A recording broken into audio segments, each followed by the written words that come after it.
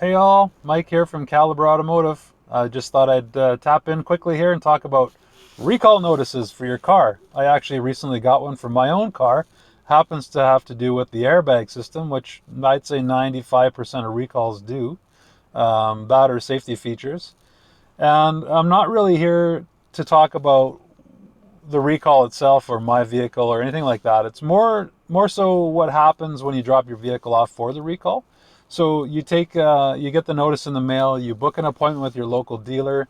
They then take the vehicle in and perform the recall. That's great. Everything's fine.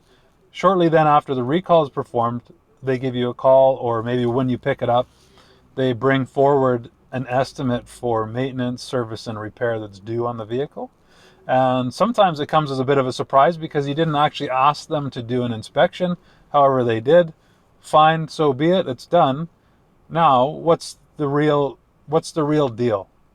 Does that stuff need to be done, or can it wait? How do you know? Well, the only way to know is to get a second opinion. We are more than happy to do that. We do those multiple times per week, specifically after someone's had a vehicle in for a recall and was given an estimate. And the reason why I'm bringing it up is because a large percentage of those items that are brought forward for service or repair don't actually need to be done. Certainly not today, and it's certainly not unsafe to drive.